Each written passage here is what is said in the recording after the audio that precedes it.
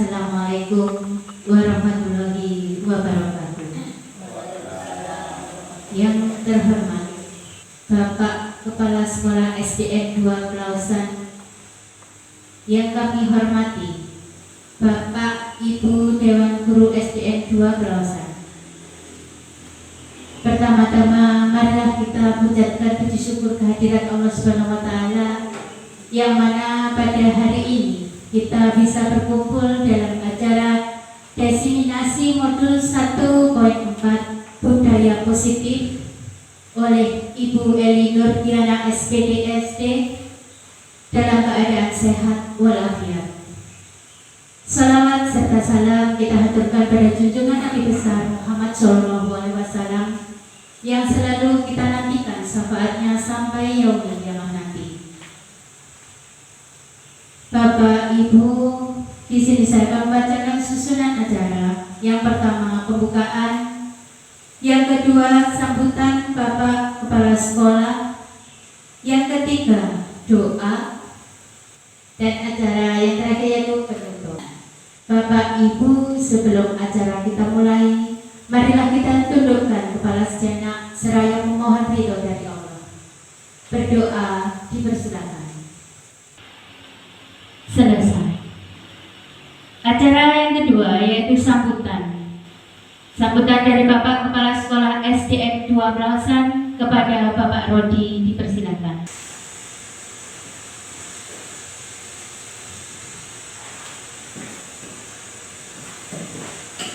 Assalamualaikum warahmatullahi wabarakatuh. Waalaikumsalam warahmatullahi wabarakatuh. Pada rekan-rekan Dewan Guru SMP 2 Pelausan yang kami hormati, sebelumnya mari kita pada kita takut kepada Allah SWT bahwasanya di siang hari ini kita mau diberikan suatu kenikmatan, nikmat sehat dan nikmat sempat sehingga bisa melaksanakan diseminasi modul 1.4 dengan judul budaya positif ini tanpa kurang apapun. Selawat serta salam lalu kita berkat dengan Nabi Muhammad SAW serta keluarganya yang telah memberikan bimbingan arahnya pada kita dari kegelapan jangan yang terang benderang serta kita nantikan jawabannya nanti di dunia. Saya berterima kasih kepada Ibu Eli Nurdiana yang telah memaparkan mengajak rekan-rekan ini untuk membedah modul 1.4 dengan budaya positif ini. Ini merupakan bagian dari guru penggerak. Apalagi saat ini Bu Eli adalah masih calon guru penggerak di angkatan ke-7. Dengan membedah buku ini, membedah diseminasi modul 1.4 dengan budaya positif ini tidak lain dan tidak bukan untuk mengajak rekan-rekan menciptakan suasana yang kondusif di sekolah kita ini untuk menuju ke hal-hal yang lebih baik di kemudian hari. Apapun nanti yang disampaikan oleh Ibu Eli mohon diperhatikan sampaikan, dan apabila ini memang pas dan cocok, ya mari kita terapkan. Ini merupakan ilmu baru bagi kita semuanya, ilmu untuk menuju ke arah perbaikan dunia pendidikan, agar apa, cita-cita proklamasi nanti bisa terwujud. Salah satunya adalah dari dunia pendidikan ini,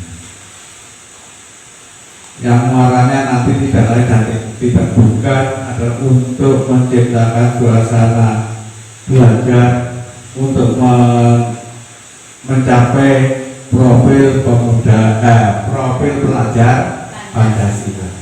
Itu nanti muaranya. Dengan demikian, harapan pemerintah, harapan masyarakat, harapan semuanya bisa menciptakan suasana yang lebih baik dan lebih kondusif lagi. Apapun nanti ilmunya, mari kita serap, kita terapkan. Itu apabila ada sesuatu yang mungkin kebalikan dengan yang ada di sekolah kita.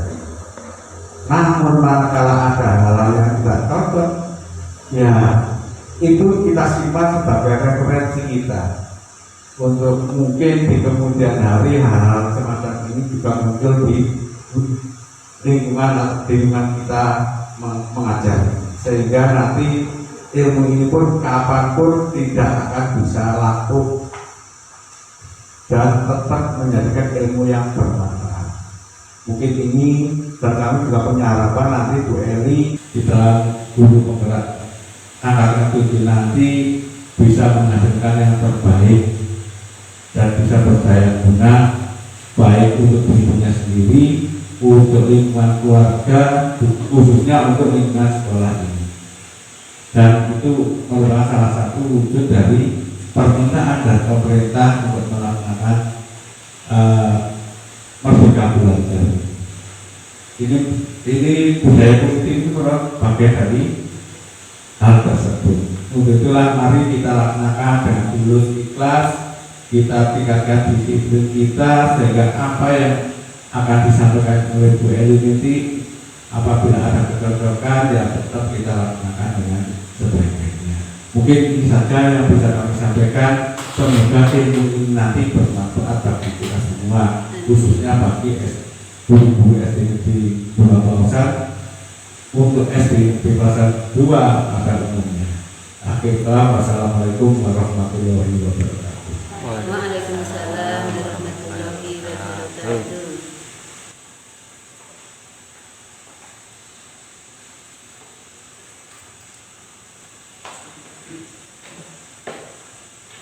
Terima kasih atas sambutannya. Acara ketiga, yaitu doa yang akan dipimpin oleh Ibu Nani. Kepada beliau dipersilakan.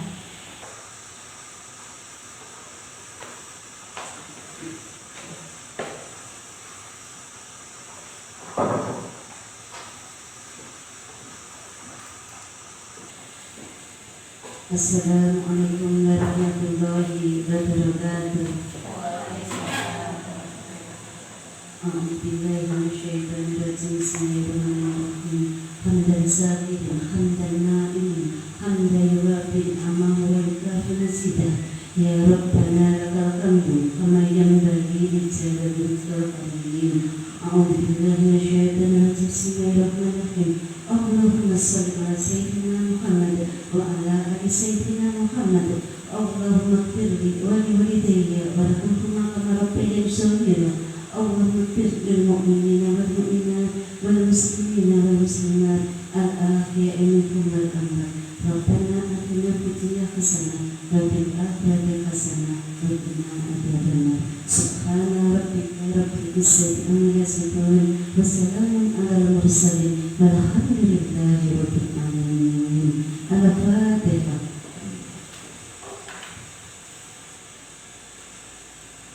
Assalamualaikum warahmatullahi wabarakatuh.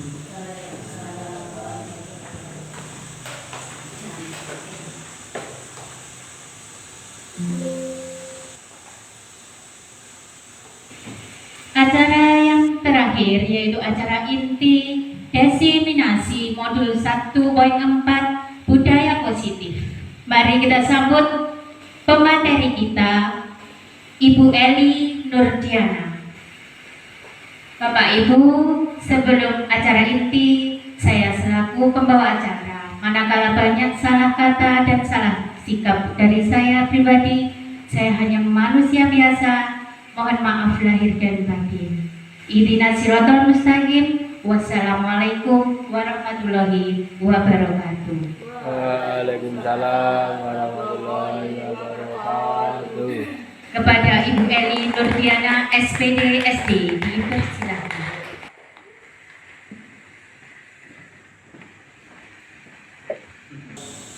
Terima kasih atas waktu yang diberikan. Assalamualaikum warahmatullahi wabarakatuh. Waalaikumsalam warahmatullahi wabarakatuh.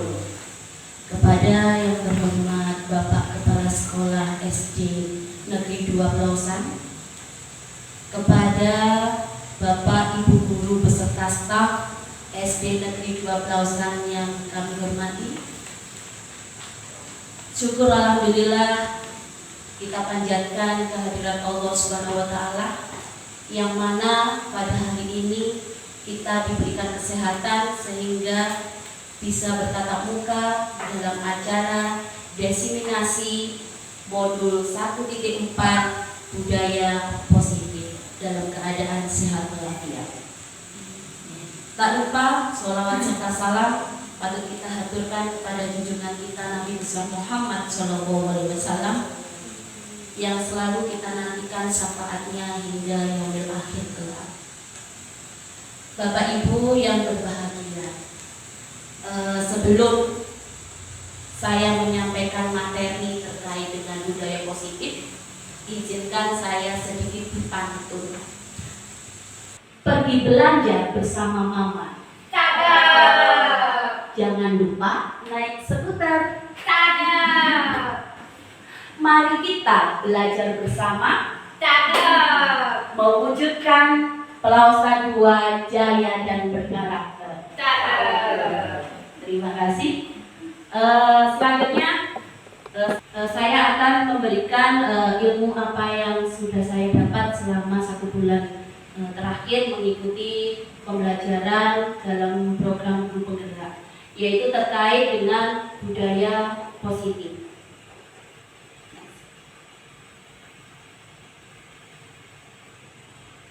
Konsep inti budaya positif di sini ada 7 pilar, yaitu yang pertama, perubahan paradigma belajar. 2, disiplin positif. 3, motivasi perilaku manusia. 4, kebutuhan dasar manusia. 5, keyakinan kelas. 6, posisi kontrol restitusi. Dan 7, segitiga restitusi. Ini 7 pilar ini yang nantinya kita akan pelajari bersama-sama dalam materi berikut. Next. Filosofi Ki Hajar Dewantoro menyebutkan bahwa pendidikan adalah memberi tuntunan terhadap segala kekuatan kodrat yang dimiliki anak agar ia mampu mencapai keselamatan dan kebahagiaan yang setinggi-tingginya, baik secara sebagai seorang manusia maupun sebagai anggota masyarakat. Nah, ini filosofi menurut Ki Hajar Dewantoro menyebutkan bahwa pendidikan adalah suatu proses menuntun anak sehingga anak bisa mencapai keselamatan dan kebahagiaan setinggi-tingginya sesuai dengan kodrat yang dimilikinya, sesuai dengan kodrat alam dan kodrat zaman yang dimilikinya. Nah, pendidikan adalah tempat persemaian benih-benih kebudayaan dalam masyarakat. Diharapkan nanti pendidikan mampu menciptakan generasi-generasi dengan kebudayaan-kebudayaan dalam bermasyarakat. Next.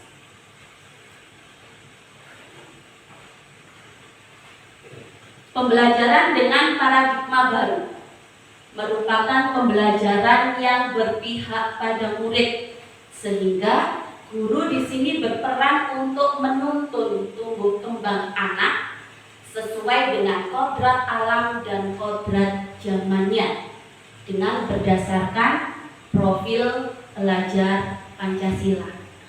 Diharapkan di sini kita menciptakan pembelajaran yang lebih berpihak kepada anak, sehingga guru berfungsi memiliki tugas untuk menuntun anak sesuai dengan kodrat alam, kodrat potensi yang dimiliki sejak lahir, dan mengikuti kodrat zamannya anak, sehingga kita harus lebih berinovasi untuk mengetahui perkembangan zaman.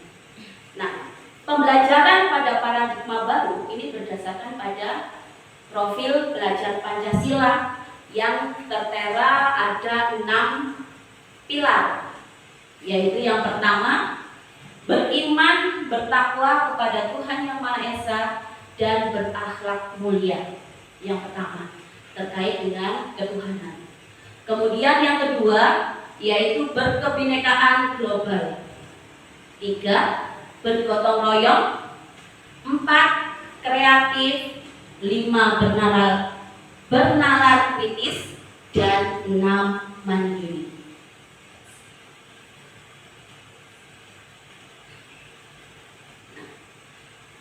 Materi yang pertama yaitu terkait dengan perubahan paradigma. Untuk terkait dengan materi ini, saya minta bantuan dari Bapak Ibu melakukan simulasi terhadap kegiatan kepalan tangan. Monggo Ibu Sulis bisa membantu saya.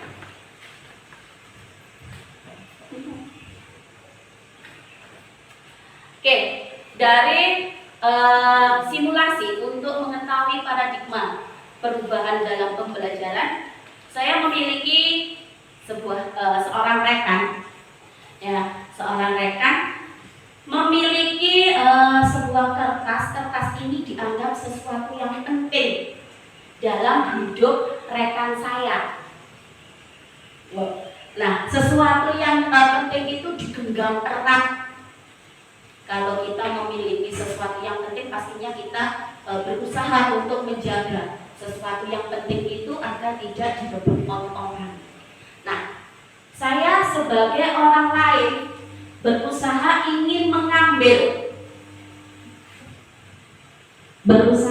untuk mengambil yang penting dalam hidup Bu Sulis. Saya berusaha sekuat tenaga, saya berusaha membuka kepala tangannya. Kemudian saya beri, Bu, nanti tak kasih uang 5.000, buka kepala tangannya. Tidak bisa. Dengan embel-embel, dengan hadiah, Bu Sulis tetap mempertahankan apa yang menurut Bu Sulis penting dalam hidupnya. Sehingga suatu saat ketika saya memaksa harus dibuka, tetap Bu Sulis dalam posisinya tetap menggenggam kepala tangannya. Seperti itu. Sekarang bergantian.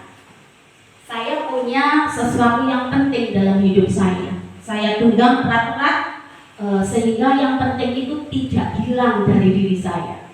Kemudian ada orang lain ingin berusaha mengambil sesuatu yang penting dalam hidup saya. Silakan. Dia berusaha membuka, diberikan embel-embel, diiming-imingi dengan sesuatu yang menggiurkan. Saya tetap. Oh sudah. Terima kasih Bu Sulis. Ya. Nah, dari simulasi yang saya lakukan bersama Ibu Sulis, apa yang terjadi dari kegiatan kepalan tangan tadi? Kira-kira apa Bapak Ibu? Baik Bu Nini, monggo Bu Nini. Ya, terima kasih Ibu. Itu tadi dari simulasi panjenengan bersama Bu Sulis. Menurut saya pribadi,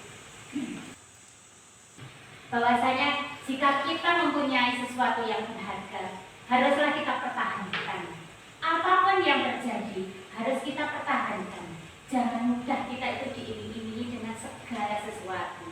Dan harus kita rawat sebaik-baiknya apa yang kita punya. Begitu Ibu. Iya, betul sekali Ibu. Ada yang lain mungkin? Ada yang lain? Iya. Betul sekali apa yang dikatakan oleh Ibu Nini, bahwa sesuatu yang penting dalam diri kita itu wajib kita jaga, kita rawat. Ya. Artinya di dalam diri kita ada kontrol diri, ada kontrol diri untuk mengontrol diri kita sehingga kita mempertahankan apa yang terpenting dalam hidup kita. Suatu misal, kita terpenting dalam diri kita adalah mengutamakan kedisiplinan. Kita punya kontrol disiplin dalam diri kita. Ada atau tidaknya kepala sekolah, kita tetap akan melaksanakan kedisiplinan itu untuk menghargai diri kita sendiri. Jadi seperti ini. Next. Nah, ada miskonsepsi tentang teori kontrol dari Dr. William Glasser. Ada beberapa miskonsepsi yang sering kita lakukan dalam kehidupan sehari-hari. Yang pertama yaitu ilusi guru mengontrol murid. Kita seringkali berpendapat bahwa guru itu dapat mengontrol murid. Artinya murid itu dikontrol sesuai dengan keinginan guru. Padahal di sini yang wajib untuk mengontrol yaitu diri murid itu sendiri, karena dia memiliki potensi, memiliki kodrat alam tersendiri. Kedua, yaitu ilusi bahwa semua penguatan positif, efektif dan bermanfaat. Nah, ini bagi beberapa siswa memang penguatan positif itu bisa bermanfaat, tetapi ada kalanya ketika siswa itu diberi penguatan tanpa adanya pembiasaan, itu akan bagaikan angin berlalu. Dia hanya mendengarkan saja tetapi tidak dipraktekkan atau dilaksanakan. Yang ketiga yaitu ilusi bahwa kritik dan membuat orang merasa bersalah dapat menguatkan karakter. Sebagian anak bisa menerima kritik dari bapak ibu guru, ya, tetapi mayoritas ketika anak itu selalu dikritik, selalu diberikan kritikan, maka kadangkala anak itu akan menjadikan jenuh sehingga dari kritikan itu tidak akan menguatkan karakternya. Kadang anak ini merasa dirinya itu buruk, tidak berpotensi. Akhirnya anak ini bisa minder atau lebih tertutup. Yang keempat, ilusi bahwa orang dewasa memiliki hak untuk memaksa. Nah, ini yang sering juga kita lakukan dalam anak kita di rumah maupun anak-anak kita di sekolah. Terkadang orang dewasa itu berpikiran memiliki hak untuk memaksakan kemauannya, memaksakan kehendaknya kepada anak atau murid-murid kita. Ini beberapa ilusi yang sering kita hadapi sebagai miskonsepsi dari teori kontrol. Nah, ini ada beberapa perubahan paradigma. Ya, sesungguhnya siapa sih yang memiliki kontrol diri? Yang pertama, stimulus responnya, kita mencoba mengubah orang agar berpandangan sama dengan kita. Nah, padahal setiap orang pasti memiliki sudut pandang masing-masing. Nah, perubahan paradigmanya yaitu pada teori kontrol atau pilihan, kita berusaha memahami pandangan orang lain tentang dunia. Artinya di sini kita tidak boleh memaksakan pandangan kita, menyamakan persepsi kita dengan sudut pandang kita. Kita wajib memahami orang itu dari sudut pandang orang tersebut, karena pada dasarnya setiap orang memiliki sudut pandang masing-masing. Yang kedua, yaitu perilaku buruk dilihat sebagai suatu kesalahan. Pada paradigma lama, orang yang melakukan perilaku buruk sudah divonis dia melakukan kesalahan atau dosa. Nah, sedangkan pada perubahan paradigmanya, semua perilaku yang dilakukan seseorang pasti memiliki tujuan tertentu. Nah, ini yang wajib kita ketahui, apa tujuan anak didik kita melakukan suatu perbuatan yang dikatakan melanggar peraturan. Harus kita cari tahu dulu apa tujuannya, apa penyebabnya. Kemudian paradigma yang ketiga, orang lain bisa mengontrol saya. Nah, orang lain bisa mengontrol saya. Paradigma barunya yaitu hanya Anda yang bisa mengontrol diri Anda sendiri. Seperti tadi simulasi saya dengan Bu Sulis, yang mengontrol adalah diri kita sendiri. Kita mau membuka kepalan tangan kita atau tetap menggenggam atau memberikan hal yang terpenting dalam hidup kita, yang mengontrol adalah diri kita sendiri, bukan orang lain. Kemudian perubahan paradigma yang keempat, saya bisa mengontrol orang lain. Nah, ini yang perlu kita rubah paradigmanya. Kita bisa mengontrol orang lain, bahwa orang lain itulah sendiri yang bisa mengontrol dirinya sendiri. Perubahannya, Anda tidak bisa mengontrol orang lain, karena pada dasarnya kontrol diri berasal dari diri orang itu sendiri, bukan dari orang lain. Kemudian paradigma kelima, pemaksaan ada pada saat bujukan gagal. Kita sering melakukan ketika kita membujuk anak kita, kemudian anaknya tidak bisa dibujuk, akhirnya kita mengeluarkan paksaan, memaksa anak tersebut agar mengikuti apa yang kita inginkan. Nah, ini harus kita ubah paradigmanya, bahwa dengan kolaborasi dan konsensus dapat menciptakan pilihan-pilihan baru.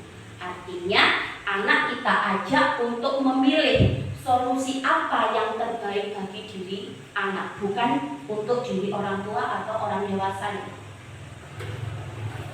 Kemudian paradigma berikutnya, model berpikir menang kalah. Kalau paradigma lama kita beranggapan sesuatu perbuatan, sesuatu perilaku yang kita lakukan pasti kalau nggak menang ya kalah. Jadi berpikir hanya menang kalah. Nah, ini yang harus kita ubah juga. Model berpikirnya kita ubah menjadi menang, menang, menang. Kita harus berpositif thinking. Ya, sesuatu yang kita pikirkan harus yang positif saja. Kita harus menang, menang, menang, menang. Bukan menang atau kalahnya. Kita tidak boleh memikirkan kalahnya. Next. Nah, ini ada istilah dari Stephen R. Covey terkait dengan prinsipal. Bila kita ingin membuat kemajuan perlahan-lahan, sedikit demi sedikit, ubahlah sikap atau perilaku Anda. Namun, bila kita ingin memperbaiki cara-cara utama kita, maka kita perlu mengubah kerangka acuan kita. Ubahlah bagaimana Anda melihat dunia, bagaimana Anda berpikir tentang manusia. Ubahlah paradigma Anda, skema pemahaman dan penjelasan aspek-aspek tertentu terkait dengan realitas. Artinya di sini, ketika kita ingin kemajuan, maka ubahlah sikap dan perilaku kita. Tetapi ketika kita menginginkan memperbaiki cara-cara kita, maka ubahlah mindset atau pola pikir kita.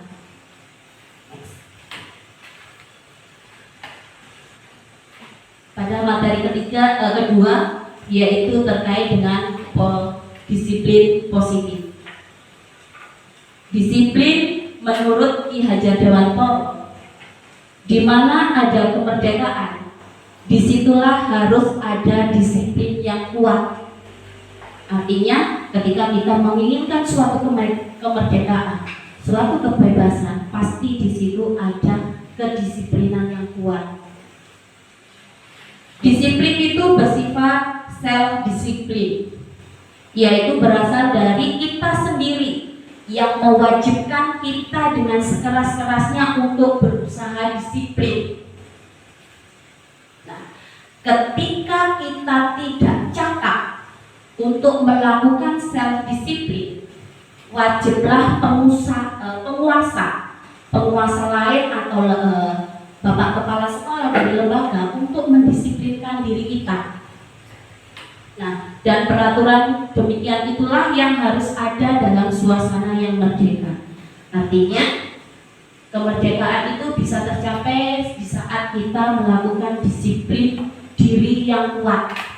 Ketika kita tidak melakukan disiplin diri yang kuat, maka tugas penguasa atau kalau di lembaga sekolah tentunya bapak kepala sekolah berwajib untuk mendisiplinkan diri kita.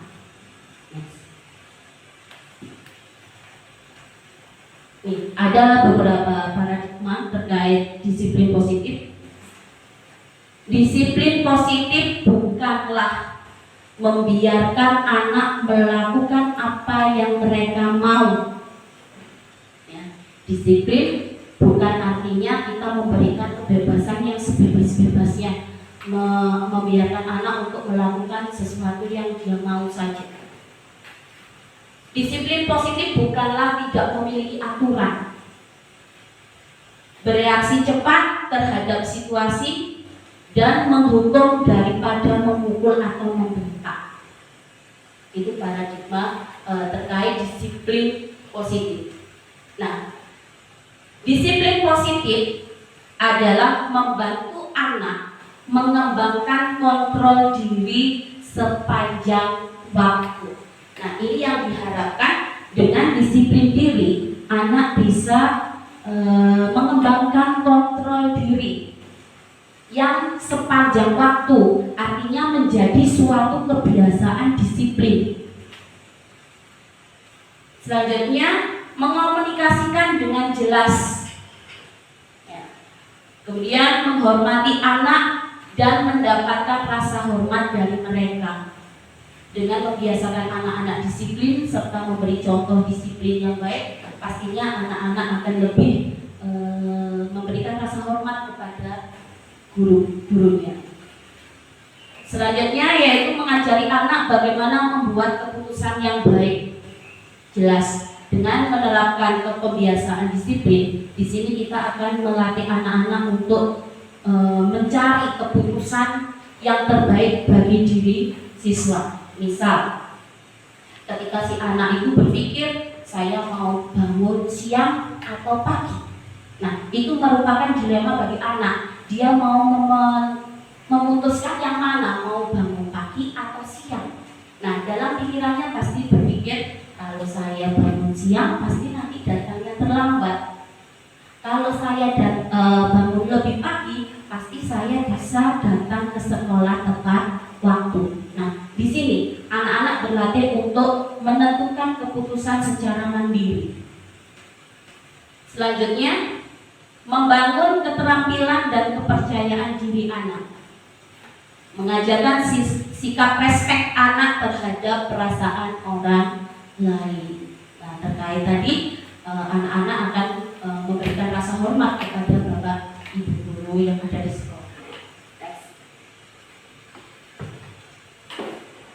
Nilai-nilai kebijakan. Nilai-nilai kebijakan merupakan nilai-nilai atau prinsip-prinsip mulia yang dianut seseorang untuk mencapai tujuan mulia yang diinginkan oleh setiap individu. Nilai-nilai itu disebut sebagai nilai kebajikan atau virtus universal. Nilai-nilai ini merupakan fondasi kita dalam berperilaku. Nah, nilai-nilai kebajikan ini yang harus kita terapkan kepada anak didik kita, sehingga menjadikan suatu kebiasaan perilaku baik. Nah, ini ada beberapa foto kegiatan sehari-hari yang kita lakukan bersama-sama, yaitu menyambut anak di gerbang ketika pagi hari dengan salam, menerapkan 5S: salam, senyum, sapa, salim, dan sopan santun. Kemudian kita juga memberikan semangat anak-anak agar ketika nanti masuk ke dalam lingkungan sekolah mereka sudah siap bersemangat untuk melakukan pembelajaran dalam kelas. Kemudian kita juga melakukan sholat duhur berjamaah sebelum pulang sekolah, dan alhamdulillah ini sudah berjalan lancar. Kemudian berikutnya pembacaan surat Yasin setiap hari Kamis. Jika selain hari Kamis anak-anak cukup membacakan surat-surat pendek. Kemudian kita melakukan setiap istirahat makan bersama bekal yang dibawa masing-masing dari rumah.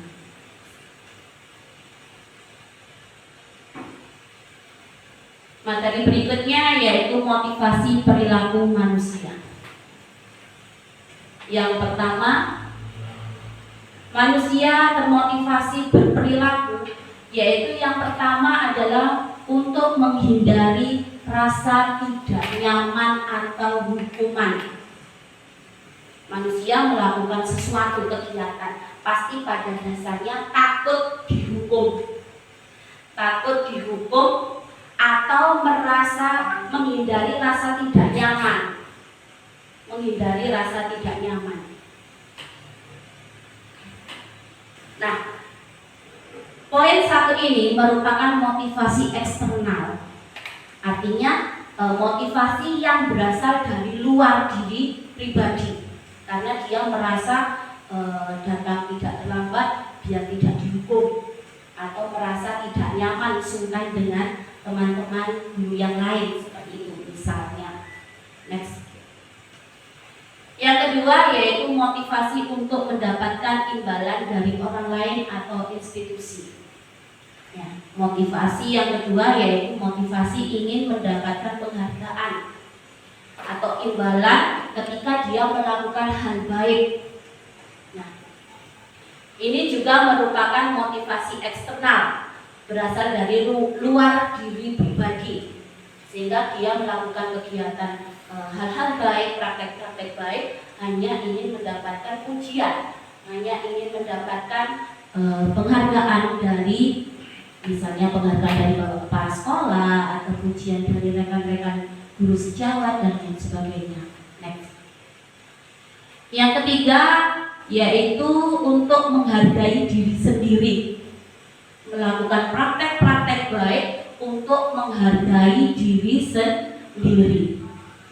Nah, ini merupakan motivasi internal, termasuk pada motivasi internal, yaitu motivasi yang timbul, yang muncul dari dalam diri pribadi masing-masing orang. Nah, ini yang perlu kita gali, yang perlu kita kembangkan, yaitu motivasi internal.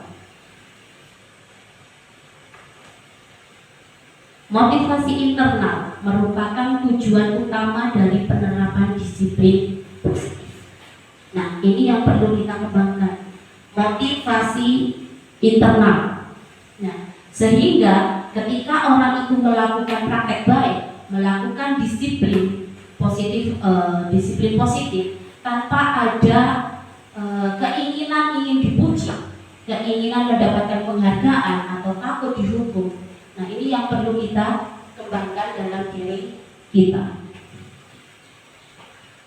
Menurut Ki Hajar Dewantara, merdeka itu artinya tidak hanya terlepas dari perintah, akan tetapi juga cakap buat memerintah diri sendiri.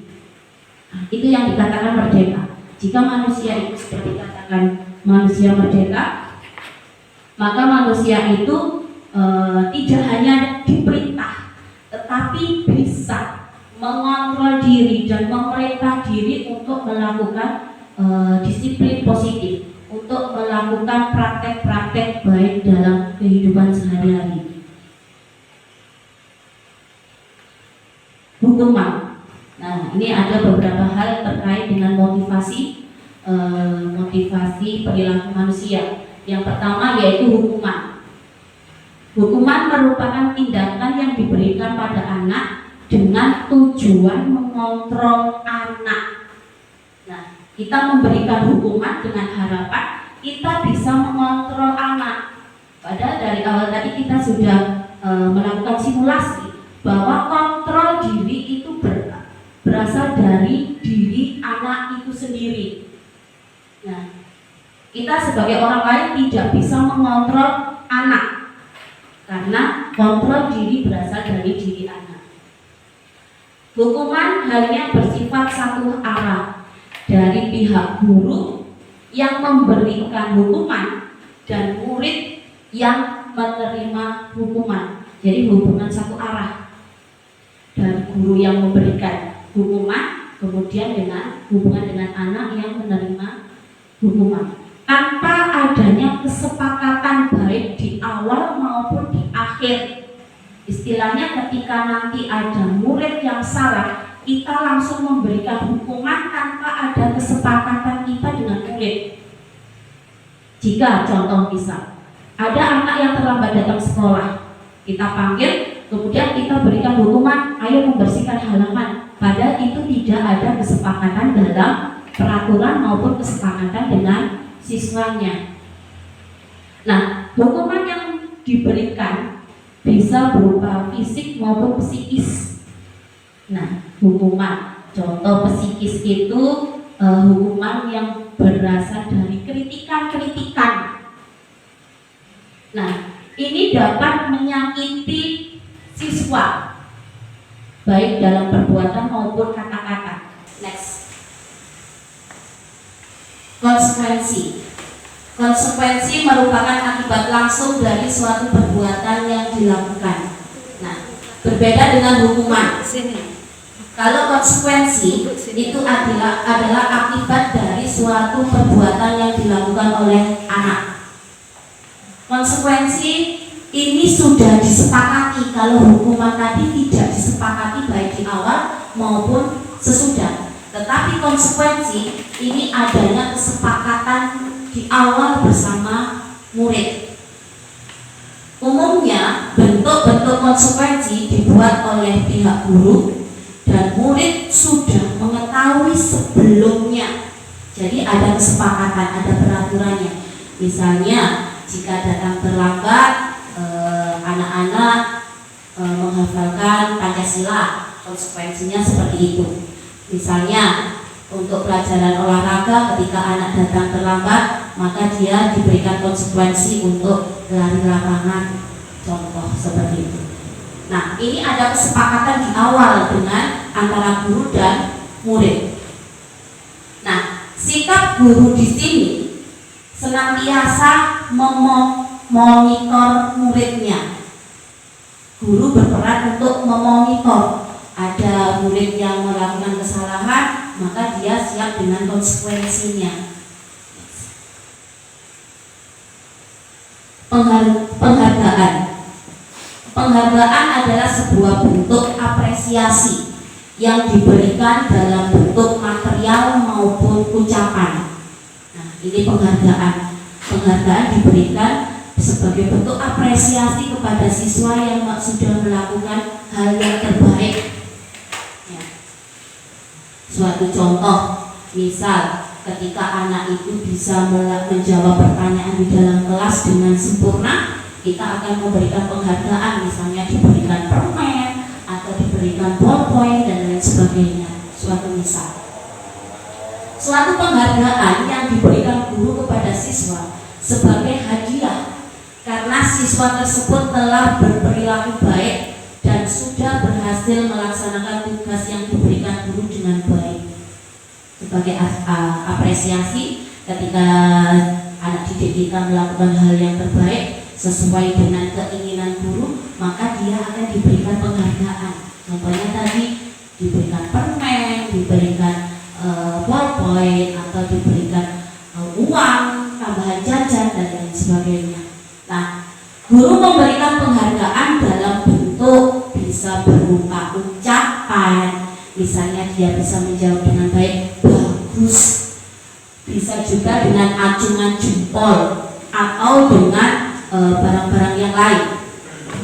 Tetapi penghargaan ini memiliki dampak, baik dampak dalam jangka pendek maupun jangka panjang. Next. Penghargaan merupakan cara kontrol perilaku seseorang yang menghancurkan potensi untuk pembelajaran yang sesungguhnya.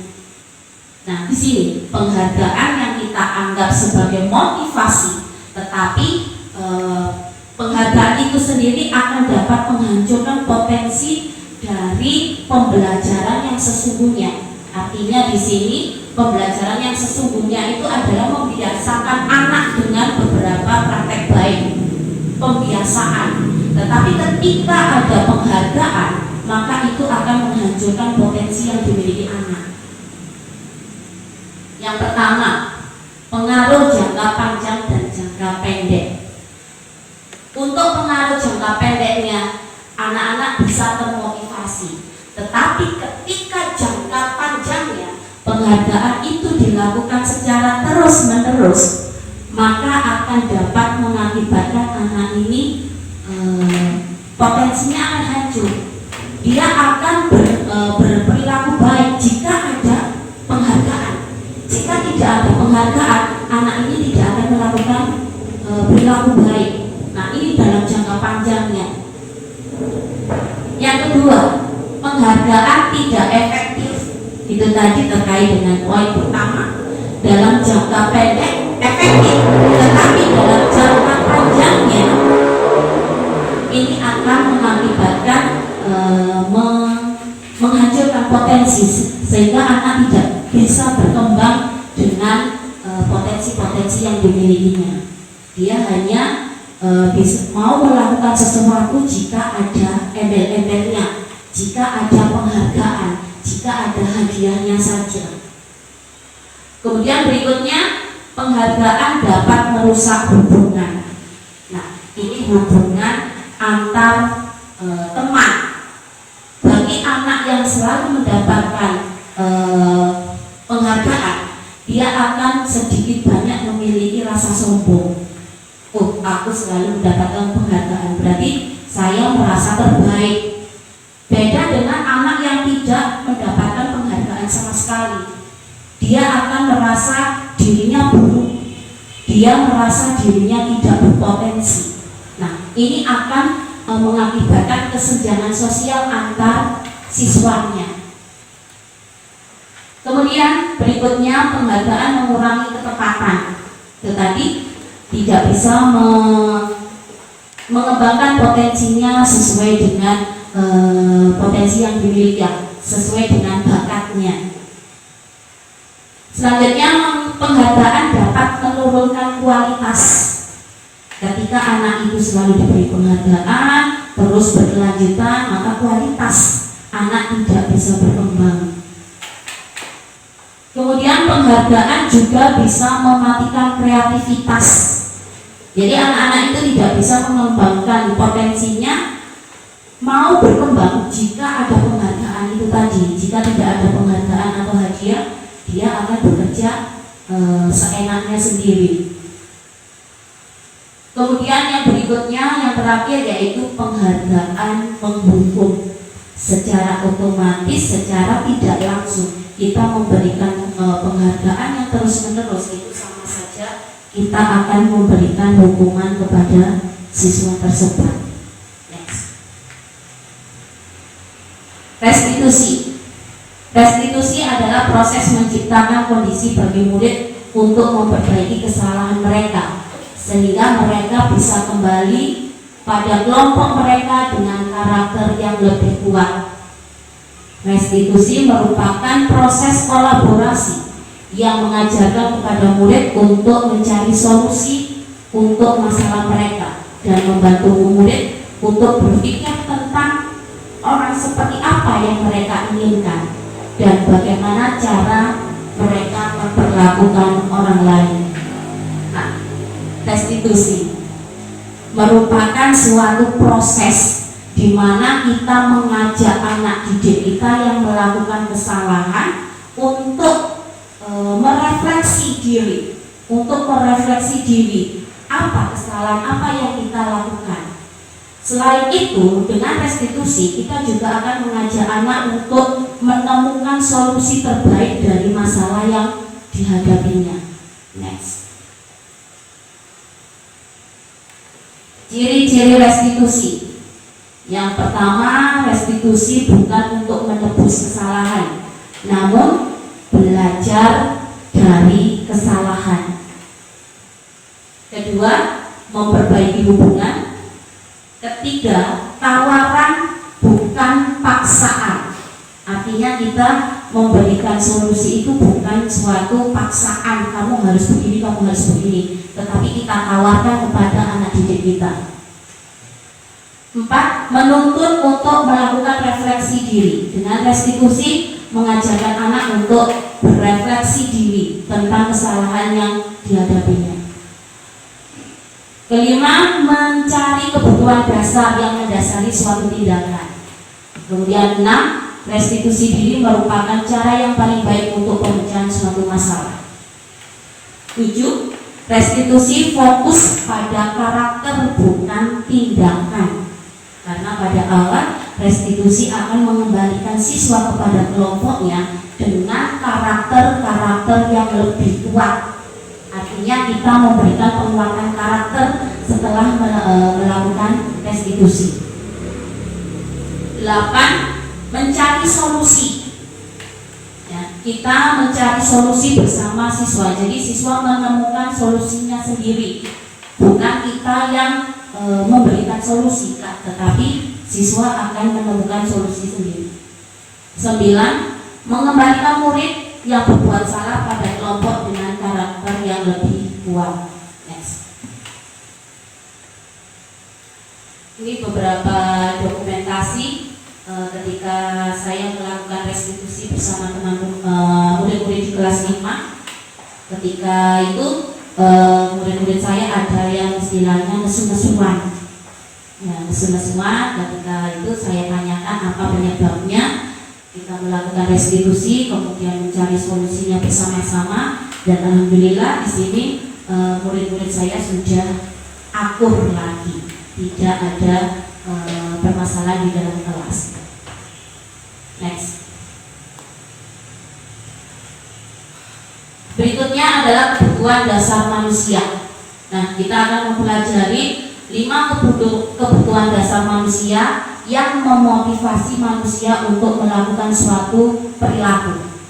Yang pertama adalah kebutuhan bertahan hidup. Nah, kebutuhan bertahan hidup di sini bisa berbentuk kebutuhan fisik, fisiologi, biologis maupun psikologis. Ya, kebutuhan fisik, fisiologi terkait dengan kebutuhan untuk fisik, contohnya makan, minum, tempat tinggal, berpakaian, kesehatan, dan lain sebagainya. Kemudian yang berbentuk biologis yaitu terkait dengan proses produksi terkait dengan produksi keturunan, ya, untuk memperbanyak keturunan agar bisa melangsungkan kehidupannya dengan keturunan-keturunannya. Kemudian yang ketiga yaitu bersifat psikologis, yaitu terkait dengan kebutuhan merasa rasa aman, nyaman, aman dan damai. Next. Yang kedua yaitu kebutuhan kasih sayang dan rasa diterima. Ini kebutuhan terkait menerima atau memberi rasa kasih sayang. Ya, juga terkait dengan keinginan untuk diterima dalam suatu kelompok di mana mereka bergabung, mau diterima oleh orang lain. Next. Ketiga yaitu kesenangan atau fun. Ya, kebutuhan kesenangan terkait dengan bermain, melakukan tertawa bersama, happy, berlibur, dan sebagainya. Next. Penguasaan atau power. Nah, kebutuhan terkait penguasaan atau power, yaitu kebutuhan yang meliputi pengaruh terhadap suatu kelompok. Dia ingin menunjukkan dirinya bahwa dia itu berkompeten dalam suatu kelompok. Next. Kebebasan atau freedom, yaitu terkait dengan kebutuhan kebebasan, terkait dengan kemandirian, menentukan pilihan, menentukan keputusan terhadap kehidupan yang dia miliki. Next. Nah, ini beberapa kegiatan terkait dengan kebebasan kita, terkait dengan kebutuhan manusia, yaitu kesenangan. Ketika kita melakukan pembelajaran, kita akan sedikit memberikan kesenangan anak-anak, memenuhi kebutuhan kesenangan anak-anak dengan jalan-jalan bersama. Kemudian kebutuhan penguasaan, kita melakukan praktek-praktek. Kita melakukan praktek-praktek dalam pembelajaran. Kemudian kebutuhan kesehatan terkait dengan kebutuhan bertahan hidup, yaitu kesehatan, kita melakukan senam pagi setiap sebelum pembelajaran. Next. Ini juga yaitu kita memberikan kebebasan kepada anak-anak untuk berekspresi, untuk membuat mading kelas dengan potensi-potensi atau kreativitas yang dimiliki anak-anak. Next. Tindakan yang dilakukan manusia merupakan usaha terbaik untuk mendapatkan apa yang kita inginkan. Usaha tersebut bertujuan untuk memenuhi kebutuhan dasar manusia. Ketika seorang murid melakukan suatu perbuatan yang bertentangan dengan nilai-nilai kebajikan atau melanggar peraturan, hal itu sebenarnya dikarenakan mereka gagal dalam memenuhi kebutuhan dasar mereka. Jadi kita wajib sebelum memvonis anak itu melakukan kesalahan, kita harus tahu dulu kebutuhan dasar apa yang belum terpenuhi oleh mereka. Ya. Pada dasarnya seseorang melakukan kesalahan karena ada suatu kebutuhan dasar yang belum terpenuhinya. Next.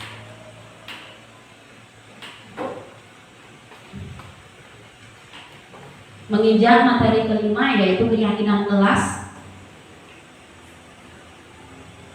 Keyakinan yaitu nilai-nilai kebajikan universal yang disepakati secara tersirat maupun tersurat, lepas dari latar belakang suku, negara, bahasa maupun agama. Keyakinan, keyakinan itu bisa berupa kebajikan-kebajikan secara tersirat maupun tersurat. Siswa diajak untuk membuat keyakinan kelas dalam forum musyawarah. Anak diberikan kesempatan untuk berpendapat, kebutuhannya dan keyakinan kelas apa yang dibutuhkan. Jadi ketika kita membuat suatu keyakinan kelas, kita lakukan bersama dengan murid. Murid kita ajak berpartisipasi aktif dalam melakukan membuat keyakinan kelas yang sudah disepakati bersama.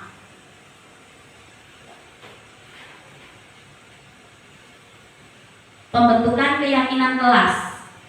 Yang pertama, keyakinan kelas bersifat lebih abstrak daripada peraturan yang lebih rinci dan konkret. Artinya keyakinan kelas itu lebih spesifik, lebih abstrak, lebih konkret, lebih rinci. Suatu misal, kita memakai helm, ya, kita diwajibkan memakai helm ketika berkendara. Nah, keyakinan kita memakai helm saat berkendara, keyakinannya untuk apa, Bapak Ibu? Biar selamat. Iya, biar selamat. Kita yakin dengan memakai helm kita akan menjaga keselamatan kita. Nah, kita cukup menuliskan keyakinan kelas keselamatan. Artinya dengan memakai helm kita sudah melaksanakan untuk menjaga keselamatan diri kita sendiri. Kemudian yang kedua, keyakinan kelas berupa pernyataan-pernyataan universal, ya, pernyataan-pernyataan secara umum. Kemudian yang ketiga, pernyataan keyakinan kelas senantiasa dibuat dalam bentuk positif. Ya. Dalam membuat keyakinan kelas, kalimatnya, pernyataannya harus positif. Tidak membuat pernyataan tidak boleh membuang sampah sembarangan. Nah, tidak boleh itu merupakan kalimat negatif, itu tidak diperkenankan. Yang lebih baik bagaimana kalimatnya Bapak Ibu? Yang positif. Buang sampah di tempatnya. Iya, betul. Buanglah sampah di tempatnya. Seperti itu. Jadi kita membuat keyakinan kelas dengan pernyataan-pernyataan positif. Selanjutnya, keyakinan kelas hendaknya tidak terlalu banyak sehingga mudah diingat dan dipahami oleh semua warga kelas. Berikutnya, keyakinan kelas sebaiknya sesuatu yang dapat diterapkan di lingkungan tersebut. Jadi keyakinan kelas itu bisa diterapkan dalam kelas itu sendiri. Jadi keyakinan untuk kelas tidak istilahnya tidak diterapkan di kelas-kelas lain. Selanjutnya, semua warga kelas hendaknya ikut berkontribusi dalam pembuatan keyakinan kelas lewat kegiatan curah pendapat. Ketika kita membuat keyakinan kelas, kita harapkan anak-anak didik kita bermusyawarah bersama untuk membuat kesepakatan atau keyakinan kelas. Selanjutnya, bersedia meninjau kembali keyakinan kelas dari waktu ke waktu. Pasti setiap waktu di kelas kita itu pasti ada perubahan. Nah, kita tinjau kembali keyakinan kelas yang sudah kita buat. Misalnya ada penambahan. Oh, anak-anak kok datangnya sering terlambat, berarti kita tambahkan keyakinan kelas apa kira-kira?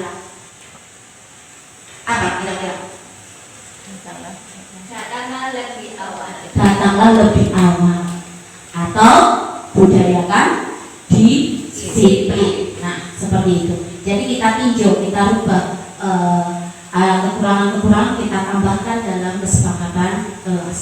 Next.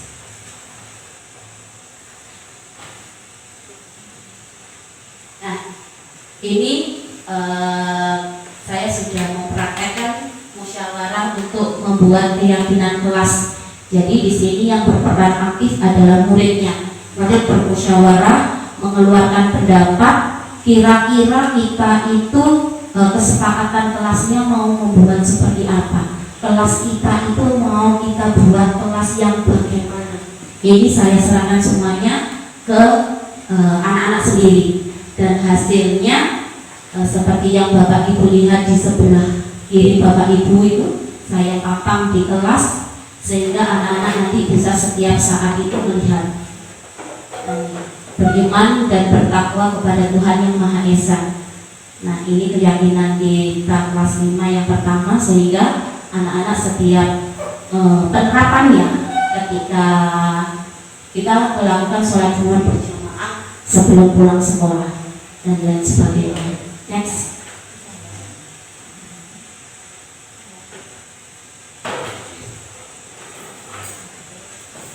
Posisi kontrol restitusi. Next. Yang pertama adalah posisi kontrol sebagai penghukum. Nah, di sini guru sebagai penghukum, dia hanya memberikan hukuman-hukuman kepada siswa-siswanya yang melakukan kesalahan tanpa melihat apa alasan anak-anak tersebut melakukan perbuatan yang dirasa tidak mematuhi aturan atau melanggar aturan. Next. 2 adalah pembuat rasa bersalah. Di sini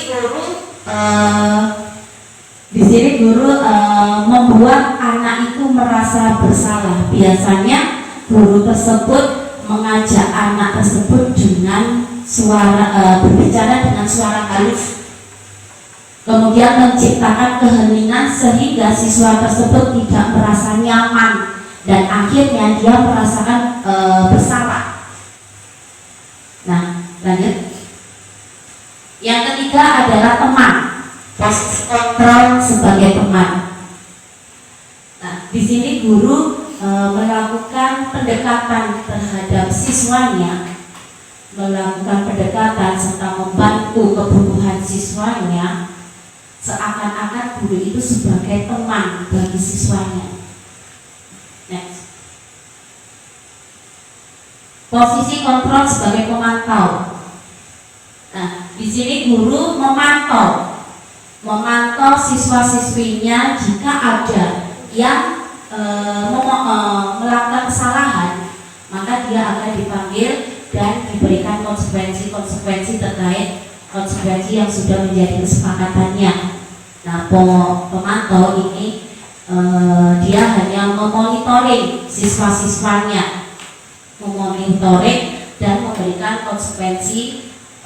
Dia beranggapan bahwa peraturan itu bisa mengontrol anak. Peraturan dianggap sebagai kontrol bagi siswa-siswanya. Next. 5 yaitu posisi kontrol sebagai manajer. Nah, di sini posisi kontrol sebagai manajer yaitu guru melakukan pendekatan, mengajak siswa untuk berdiskusi aktif, untuk melakukan pembicaraan terkait dengan masalah yang dihadapinya. Guru mengajak anak untuk melakukan refleksi diri. Mengapa anak tersebut melakukan kesalahan? Apa alasannya? Nah, kemudian guru akan mengajak anak untuk mencari solusi, untuk menemukan solusi dari masalah yang dihadapinya. Next. Terakhir yaitu terkait segitiga restitusi. Segitiga restitusi merupakan sebuah tahapan tindakan yang dilakukan oleh guru dalam mengajak siswa untuk mentaati keyakinan kelas yang ditetapkan. Segitiga restitusi merupakan sebuah tahapan tindakan untuk mengajak siswa mentaati keyakinan kelas yang sudah menjadi kesepakatan di kelasnya, sehingga siswa mengakui secara sadar dan bertanggung jawab atas kesalahan yang mereka lakukan. Dengan menerapkan segitiga restitusi ini akan memberikan penguatan karakter pada anak. Nah, ini segitiga restitusi, tahapan-tahapan pada segitiga restitusi. Yang pertama yaitu menstabilitaskan identitas. Nah, ketika anak didik kita melakukan kesalahan, kita ajak, kita panggil bertatap muka, kita ajak mengobrol, berdiskusi untuk menstabilitaskan identitas. Nah, beberapa pertanyaan pematik yang digunakan dalam menstabilitaskan identitas yaitu setiap orang pasti pernah melakukan kesalahan. Kamu bukan satu-satunya yang pernah melakukan hal ini. Jadi kita tidak langsung memvonis anak tersebut kamu salah, kamu harus dihukum, tidak. Tetapi kita menstabilitaskan identitasnya dulu, ya, agar anak-anak bisa berpikir secara terbuka, tidak takut akan dihukum atas kesalahan yang dilakukan. Kemudian yang tahap kedua yaitu validasi tindakan yang salah. Setelah menstabilitaskan identitas, kita memvalidasi tindakan-tindakan yang dilakukan anak-anak tersebut salah atau tidak. Nah, kita ajak diskusi anak-anak, merefleksi diri. Apa yang sudah dilakukan itu merupakan suatu perbuatan yang baik atau tidak. Kalimat-kalimat pematiknya kita bisa menggunakan. Yang pertama, kamu tentu punya alasan mengapa melakukan kesalahan tersebut. Selain itu, adakah cara yang lebih efektif untuk mendapatkan apa yang kamu butuhkan? Jadi dalam validasi tindakan ini kita juga menganalisis kemungkinan kebutuhan apa yang dibutuhkan anak didik kita. Pasti ada salah satu kebutuhan, 5 dasar kebutuhan tadi yang belum terpenuhi dalam diri anak tersebut, sehingga anak tersebut melakukan perilaku yang kurang tepat atau melakukan pelanggaran. Tahap yang ketiga yaitu menanyakan keyakinan. Nah, pada tahap ketiga ini menanyakan keyakinan, kita hubungkan permasalahan yang dihadapi anak dengan keyakinan kelas yang sudah dibuat dan sudah disepakati bersama. Nah, kalimat pematiknya kita bisa melakukan keyakinan kelas apa yang telah kita sepakati. Kamu ingin menjadi orang seperti apa? Nah, ini untuk menanyakan keyakinan apa yang sudah diketahui oleh anak didik kita. Nah, ini ada beberapa contoh simulasi yang saya lakukan untuk segitiga restitusi.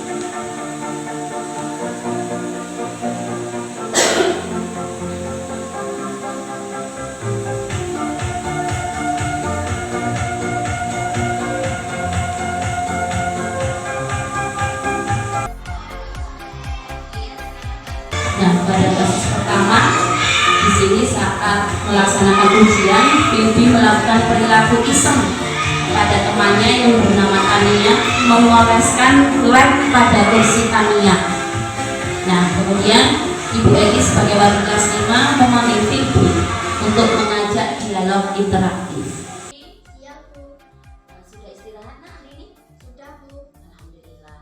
Sudah dihabiskan bekalnya? Sudah Bu. Alhamdulillah, baik Mas Filbi. Mas Filbi tahu kenapa sih hari ini Bu Eli panggil ke kantor? Tidak tahu Bu. Tidak tahu ya? Oke Mas Filbi. Tadi ketika di dalam kelas apa saja yang dilakukan Filbi di dalam kelas? Tadi saya mengerjakan tugas dan Ibu Eli menggambar ilustrasi tentang menjelang ujian. Iya bagus. Memang tadi ada tugas dari Bu Eli menggambar ya. Kemudian tadi ada teman Tania yang bernama Tania izin ke toilet. Apa yang dilakukan Filbi tadi ketika Tania izin ke toilet? Iya Bu, saya tadi memberikan lem ke kursi Tania. Iya, memberikan lem di kursi Tania ya. Mengapa? Apa alasan kamu memberikan lem di kursinya Tania? Saya ingin ngeprank Tania. Saya hanya ingin ngeprank Tania. Oh, ingin ngeprank Tania ya. Sekarang apa alasan Filbi ingin ngeprank Tania? Ya tidak apa-apa Bu, saya hanya ingin mengerjain Tania. Saya hanya ingin iseng saja. Oh, alasan Filbi ingin iseng saja ke Tania. Nah, sekarang menurut Filbi, iseng itu perilaku yang bagaimana? Yang merugikan orang lain. Oke, iseng merupakan perilaku perbuatan yang merugikan orang lain. Menurut Filbi, salah tidak perbuatan yang merugikan orang lain itu? Salah buruk Tania jadi kotor dan lengket. Baik Mas Filbi, iseng, ngeprank itu merupakan perbuatan yang tidak baik karena merugikan orang lain. Baik, setiap orang pasti pernah melakukan kesalahan. Bu Eli sendiri juga manusia yang tak luput dari kesalahan. Bu Eli juga pernah melakukan kesalahan. Filbi juga pernah melakukan kesalahan. Contohnya tadi yaitu ngeprank iseng kepada Tania dengan memberikan lem di kursinya Tania. Nah, di sini Bu Eli tidak ingin mencari siapa yang salah, siapa yang benar. Bu Eli hanya ingin membantu Filbi agar kedepannya nanti bisa berperilaku yang lebih baik lagi, tidak iseng dan jahil kepada temannya. Iya Bu. Baik Mas Filbi. Sekarang Mas Filbi masih ingatkah keyakinan kelas yang sudah kita sepakati dari awal sejak pertama kali Mas Filbi duduk di kelas 5? Masih Bu. Masih ya? Keyakinan kelas apa itu? Saling menghargai dan menghormati. Baik sekali. Saling menghormati dan menghargai teman dalam satu kelas itu merupakan keyakinan kelas kita. Baik, sekarang menurut Mas Filby, apakah Mas Filby yakin dengan menghormati dan menghargai sesama, menghargai dan menghormati teman itu dapat kita gunakan, kita perlukan dalam berinteraksi dan bergaul dengan teman-teman? Yakin Bu, karena akan hidup rukun kita harus saling menghargai dan menghormati orang lain. Benar sekali Mas Filby apa yang dikatakan, bahwa dengan menghormati dan menghargai orang lain itu akan menciptakan hidup yang rukun. Nah, setelah Mas Filby tahu tentang keyakinan kelas kita, apa yang akan dilakukan Mas Filby? Menghormati teman, tidak mengorek lagi, minta maaf pada temannya atas kesalahan tadi Bu, dan membersihkan kursi yang telah diberi lem.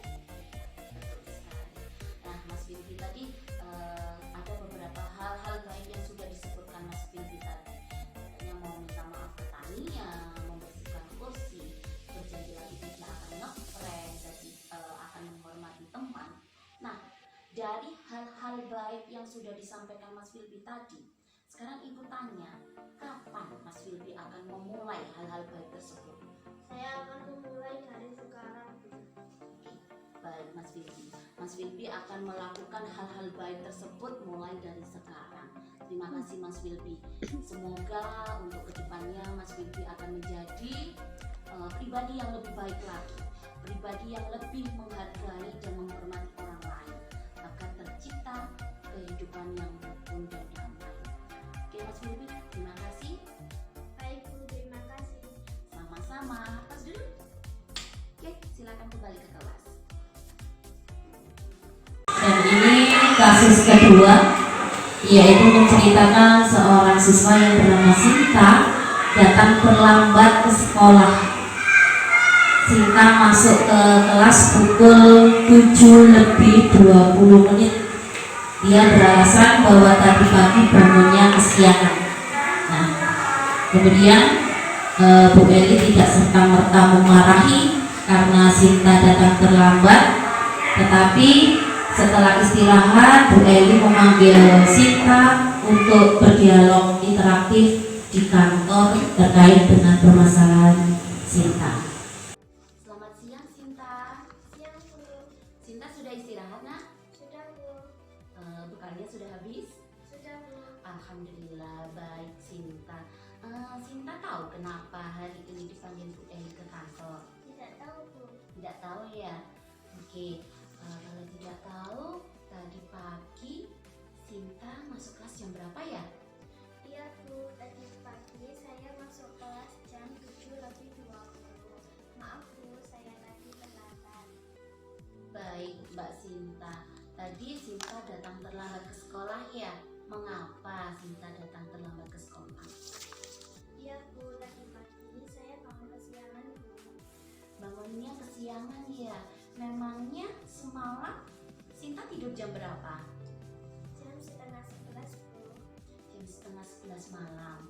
Mengapa Sinta tidur selarut itu? Padahal kan besok harus bangun lebih pagi untuk berangkat ke sekolah. Iya Bu, saya tadi malam tidur tidak tepat waktu karena saya menonton film sampai malam. Filmnya bagus ya? Iya Bu. Sampai-sampai Sinta lupa kewajiban sebagai pelajar bahwa harus besok pagi harus berangkat ke sekolah lebih pagi. Iya Bu. Baik Sinta, masih ingatkah Sinta tentang keyakinan kelas yang sudah kita sepakati dari awal dulu, sejak pertama kali Sinta duduk di kelas 5? Masih Bu. Baik masih. Keyakinan kelas apa yang masih diingat oleh Sinta? Disiplin, datang tepat waktu. Baik, benar sekali. Disiplin, datang tepat waktu merupakan keyakinan kelas yang sudah kita sepakati mulai dari awal. Sekarang Ibu tanya, apakah Sinta yakin bahwa disiplin kita perlukan dalam diri kita agar kita bisa berbuat sesuai dengan peraturan? Yakin Bu, dengan disiplin saya akan jadi orang berhasil. Iya, baik Sinta. Dengan disiplin kita akan menjadi orang yang berhasil. Ada pepatah, disiplin merupakan kunci dari kesuksesan. Nah, dari keyakinan yang sudah dimiliki oleh Sinta, sekarang apa yang akan dilakukan oleh Sinta? Tidak tidur larut malam, tidur jam 8, tidak nonton TV sampai larut malam, bangun lebih pagi. Iya, baik. Tadi hal-hal baik yang sudah dikatakan oleh Sinta, mulai dari tidur tidak larut malam, ya, tidur jam 8, kemudian tidak nonton TV atau melihat film hingga larut malam, kemudian bangun lebih pagi. Nah, dari hal-hal yang baik yang sudah dikatakan oleh Sinta tadi, Ibu tanyakan sekarang, kapan Sinta mau melakukan hal-hal baik yang sudah dikatakan tadi? Saya akan melakukan mulai sekarang Bu. Iya, baik. Sinta akan melakukan hal-hal baik yang sudah dikatakan tadi mulai sekarang. Terima kasih. Semoga kedepannya Sinta menjadi pribadi yang lebih baik, pribadi yang lebih menghargai waktu, dan pribadi yang selalu disiplin. Baik, terima kasih. Semoga kedepannya Sinta tidak terlambat lagi datang ke sekolah ya. Oke, sekarang Sinta bisa kembali ke kelas. Baik Bu, terima kasih. Sama-sama. Kelas dulu. Oke, semangat. Ya Bu. Demikian video simulasi tentang praktik segitiga restitusi yang sudah saya praktekkan di dalam kelas saya. Semoga dapat memberikan gambaran bagaimana cara kita melakukan pendekatan terhadap anak yang bermasalah di sekolah kita, sehingga kita tidak semena-mena menjatuhkan hukuman atau konsekuensi terhadap siswa kita, tetapi kita harus melakukan restitusi, mengidentifikasi apa kebutuhan apa saja yang dibutuhkan oleh anak didik kita, serta menuntun anak didik kita untuk menentukan solusi terbaik dalam permasalahan yang dihadapinya. Demikian dari pemaparan saya. Ada kurang lebihnya saya mohon maaf yang sebesar-besarnya. Saya akhiri. Wassalamualaikum warahmatullahi wabarakatuh. Waalaikumsalam. Untuk berikutnya yaitu sesi tanya jawab. Kita sharing saja, mungkin ada masukan dan kritik dari Bapak Ibu sekalian. Monggo, waktu dan tempat kami persilahkan. Mungkin ada pertanyaan. Saya Bu. Oke, monggo berdiri.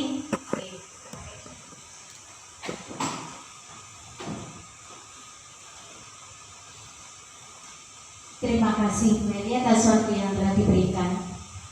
Alhamdulillah, ini tadi panjenengan kucok banget, pemaparannya bagus sekali. Panjenengan sudah melaksanakan segitiga restitusi dengan baik juga, dan alhamdulillah hari ini kita semua mendapatkan ilmu baru, dan semoga ilmu baru ini nanti bisa kita terapkan ke anak-anak.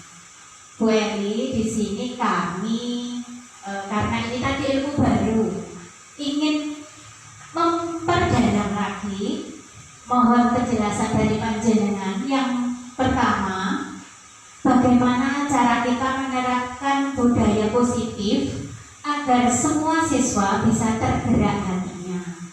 Yang kedua, Ibu Eli, apa ya maksudnya dari pemaparan panjenengan tadi itu siswa dapat mencapai keselamatan dan kebahagiaan setinggi-tingginya.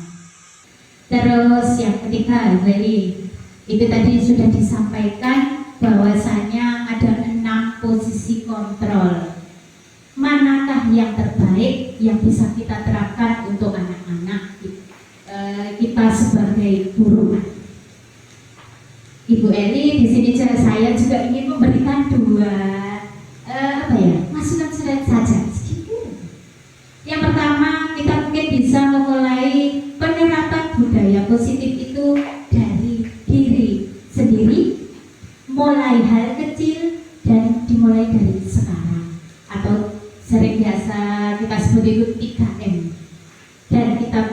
bisa menerapkan 3 words magic, 3 kata magic ya, yaitu maaf, tolong, dan terima kasih. Hanya itu saja Bu Eli, terima kasih atas ilmunya hari ini, Barokallah.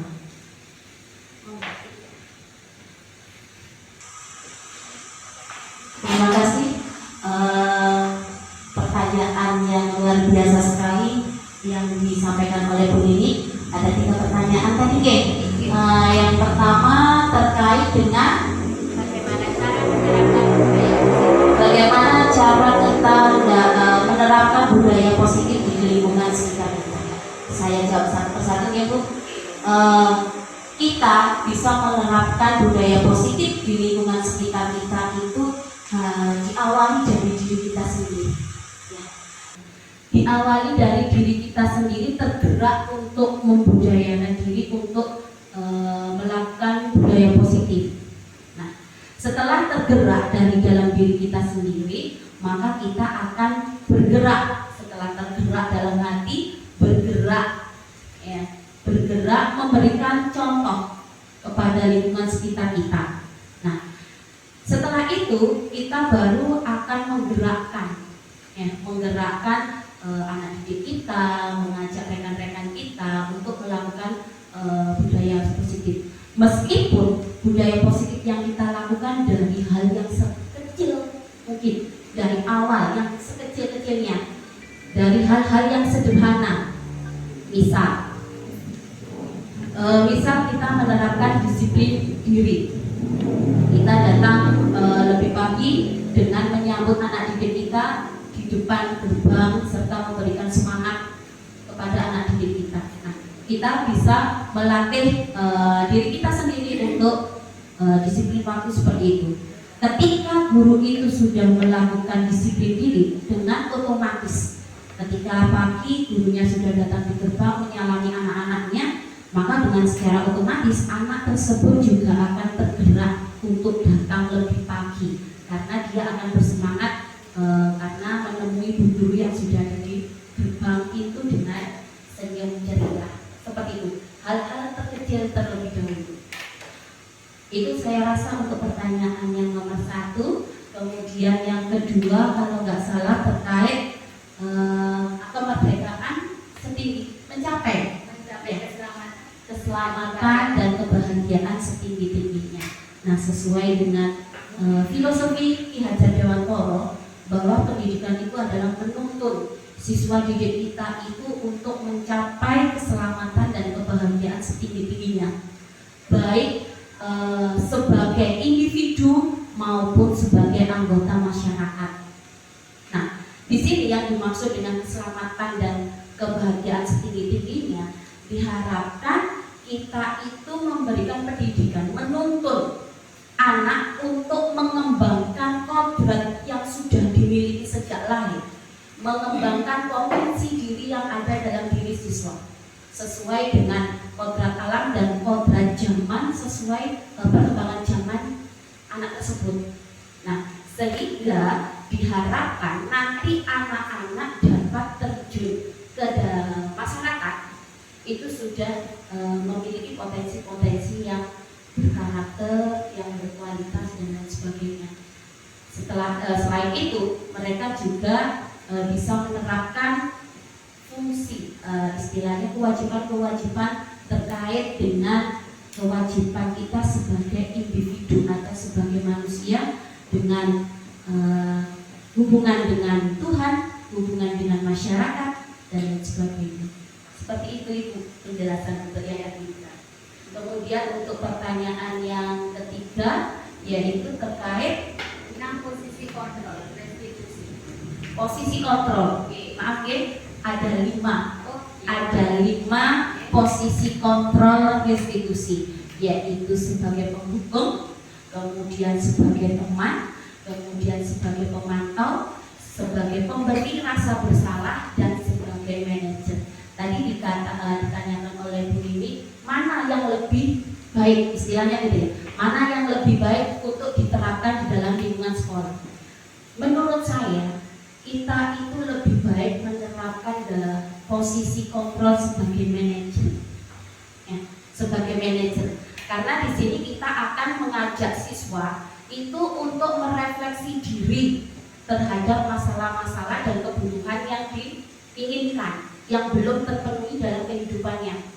Selain itu, kita juga akan mengajak siswa-siswa kita itu untuk menentukan solusi sendiri, untuk menemukan solusi terhadap setiap masalah yang dihadapi. Sehingga kedepannya diharapkan siswa memiliki karakter yang lebih kuat dan menjadikan siswa itu lebih mandiri karena bisa memutuskan, mencari solusi atau keputusan dalam hidupnya ketika dia sudah dewasa. Seperti itu Ibu. Ya, aku jika nanti dari penjelasan saya kurang benar. Terima kasih. Untuk yang lainnya mungkin ada pertanyaan yang lain? Sudah. Alhamdulillah. Terima kasih Bapak Ibu atas waktunya. Semoga apa yang saya sampaikan bisa bermanfaat untuk kita semua, untuk diri saya sendiri, dan mari hal-hal yang baik dari pemaparan materi saya tadi kita terapkan bersama-sama di lembaga kita agar lembaga kita akan lebih sukses, lebih maju, dan kedepannya akan lebih berkualitas. Terima kasih. Demikian pemaparan saya. Mohon maaf jika ada kesalahan kata dan akhirul kata. Wabillahi taufiq wal hidayah. Wassalamualaikum warahmatullahi